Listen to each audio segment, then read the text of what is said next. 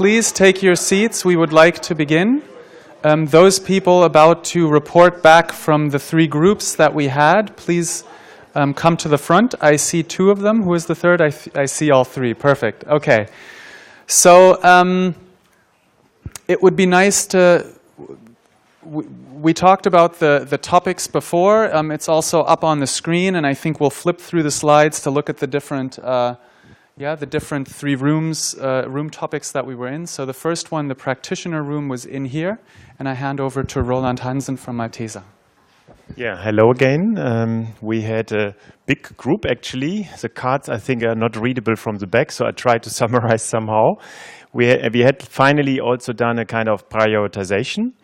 And in the practitioners group, we said to bring together wash and nutrition activities and to integrate them better. One area, one field of activity is very easy where we can do it. It's in the institutions, schools, and also health facilities, but also CBOs and also ministries, as we had a discussion before, are mentioned as kind of best practices in a country where both wash and nutrition are still issues. So it is very easy to combine, in particular in schools, wash and nutrition programs. You know, all these school garden issues, and you can have nice, inclusive wash facilities. And to work with children makes also a lot of fun, and you can have very nice programs. And for them, it doesn't matter which sector they understand easily. Both are important, and the teachers always think cross-sectoral, I think. So they are also a good group to work with. You're definitely not doing it alone. So that is one part that was highlighted. Another one is actually the health sector.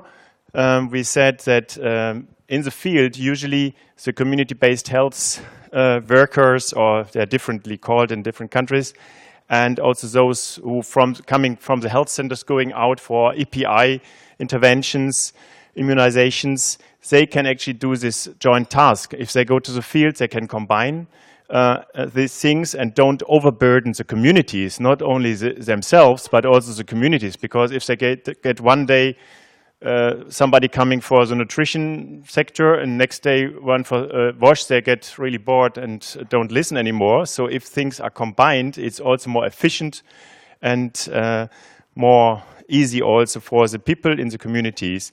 So in the health, in the field, you can easily combine these things, and in particular, if you talk about infant, the first 1,000 days, that is both important for the wash and the nutrition. We had another highlight that was on the meta level, meso level, or even national coordination level. We said both sectors need to strengthen the coordination mechanisms for better cooperation between the sectors. We heard from the South Sudan, it's some efforts done, but still a lot to do to bring them together. Maybe they should create task forces where from the different ministries, people come together to really work on common objectives and to have integrated and not only co-located programs, so where they would work in parallel instead of together. So if they should join efforts, they should look for integrated approaches. This brings me to another third area where we had a highlight in our discussion that is actually the basis. We said that joint assessments with joint indicators for both sectors, if possible, is actually the most important thing. So when you plan a program, that you do it, if possible, jointly with some colleagues who can bring in the input from the other sector, and then in the end you should look for an integrated approach. Also on the basis, if you are not sure 100% regarding the evidences, try to integrate even in, let's say, special projects, pilot projects. You cannot do that always because it's too costly. You can collaborate with universities for parallel research, integrated research, applied research during the program from the planning up to the evaluation. So it's important, I think, to integrate them from the early stage on. 3, and then in the end we also said This combination is very easily done on the community level, on the local level, so the local approaches directly work in the households, in the communities, in the families, also there. It is very easy to combine these things on the, let's say, the NGO who's working in the field, the CBOs. For them, it is no problem on the household level to really combine these, and in particular for small and doable actions. We had some other cards, but I think I leave it on these main highlights. Maybe some others who want to comment from the group? Anybody?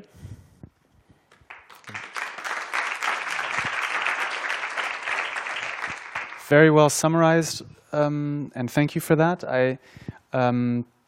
I think since this will become part of the documentation, you will be able to see the ideas that people had. If you see the pictures of this later, don't be confused by the dots, but that basically gives you some weighting where people felt particularly that this was important. And as you just pointed out, the task forces, the joint assessments, the household level actions. So I hand over to, I think, the incentive room, the stick and carrot. Thanks, Thilo. Yeah, actually we discussed what is needed for the practitioners to make all this happen. And we clustered it in 4 pockets. That's policy, strategy issues, structural, institutional setting issues, evidence, and advocacy.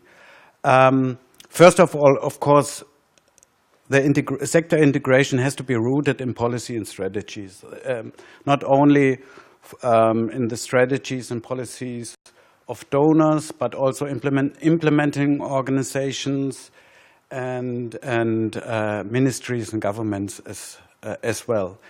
And for me personally, a very important aspect would be make sector integration mandatory, a mandatory part within call for proposals.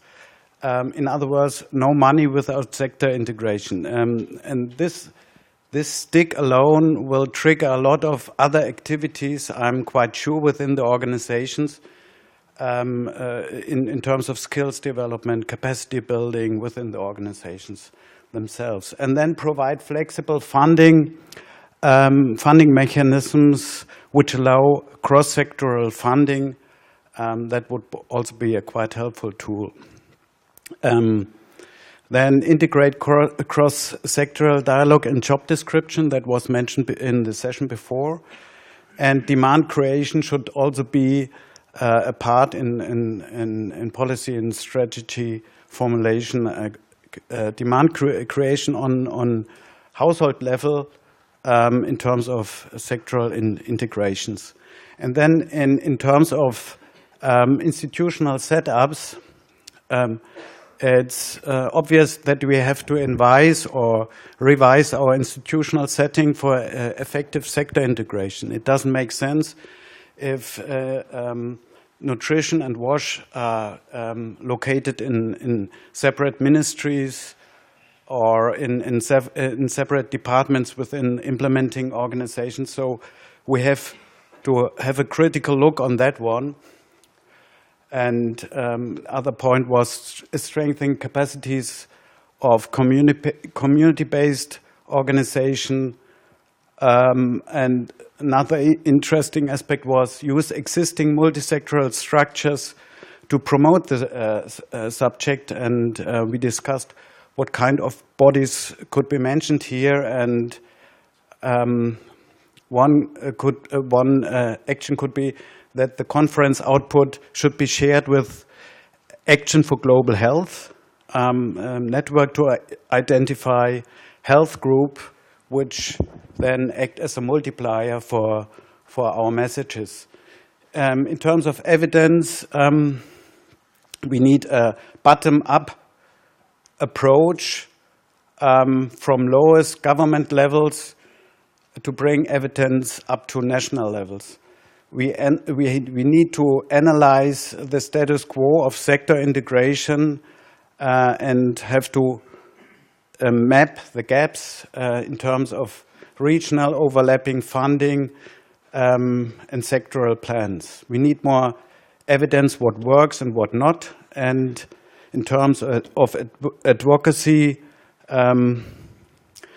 We have to make demand visible on household level, identify key events to advocate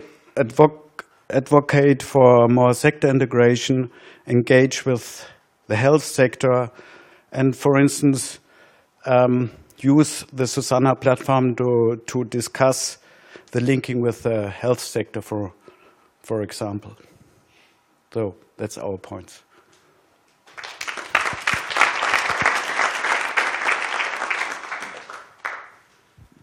Thank you, Stefan.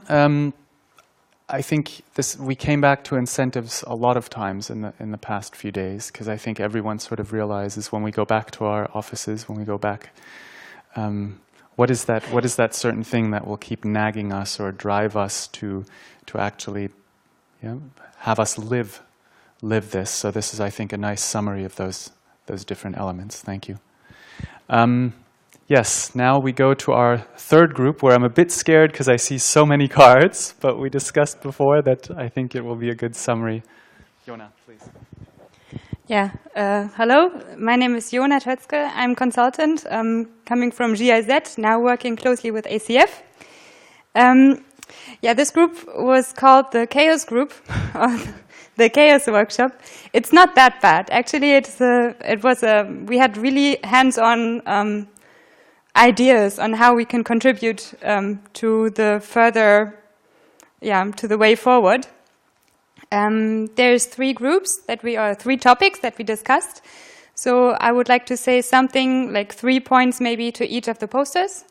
The first is the actors. So we were trying to figure out like what were the shortcomings, who was represented, who was well represented, who was underrepresented, and as we have here in the forum. So that is something that we would like to keep in mind for the future, and that is one thing that is the CBOs that we have talked about before, that need to be come on board, be on board more better or more closely. Then a stronger involvement from the UN in different sectors, like water and nutrition. And then within every group, maybe everybody can touch his or her own nose, be a bit like what we have experienced yesterday with Katharina Albuquerque, who was like really enthusiastic. So when you feel like you've reached like a tired point or a dead point in kind of event or in your project, then be a little bit like her and try to get the spirit back, because what you do is good. So then I would like to talk about the marketplace that we have discussed. So that was a really good thing to have organized it in a way that we have listed the organization, then we have listed what we want to do, and then we have listed what we need for that. So that is also something very practical. I would just like to have it clustered in 3 main areas, and that is events. So there's certain events that are coming up and taking place over the next year, or even until, oh no, that is the timeline. Hold on, marketplace. Events, well, we need engagement from both sectors in events. So as an example is Stockholm, the World Water Week in Stockholm. That is, well, not only for the water people, but also interesting for the nutrition people in certain parts. So we would like to also invite nutrition people there. Then publications as another, and Rio, by the way, the Rio Summit. Publications, that is another issue that is there on the marketplace. And for example, one of the publications is the Global Nutrition Report, that, as we heard yesterday, what Thilo has said from Lawrence Haddad, that he would like to have a WASH nutrition chapter included in the publication. So things like that we would like to engage, to enforce more. And also the ACF and UNICEF manual that is also coming up, and that would also be something that both sectors should participate in more closely in terms of best practices and dissemination. Another big issue is the practical exchange. So there's a couple of surveys taking place. And for all the marketplace things we would like to have, or there's two options to get involved in. We have having Susanna and ENN as sounding boards for exchange. So please also keep that in mind. Whenever you have any questions, those would be also good addresses to turn to. Then, last point is the timeline. As you can see, there's a lot of things coming up in the next 3 years. Well, I don't read all of them. I don't read out all of them. But there's the high-level panel of experts reporting nutrition taking place in October next year. And that would be a great opportunity, as I said before, to bring the UN on board and bring the WASH perspective in to reach out to the Committee of World Food Security. As an event that has taken place online, without having any travel involved, without any complications coming to visas, would be the thematic discussion that is coming up next year, beginning of next year. So everybody who has a computer, who has internet, can take part in that and can get involved. So very easy, very practical, exchange and bring it further. And then I would like to say something like there's another WASH and Nutrition event forum maybe taking place in Namibia. Where is Mr. Angula? Yeah. I would like to say thanks for at least see and look for opportunities if that would be an option or not. So thanks a lot for that. Thank you.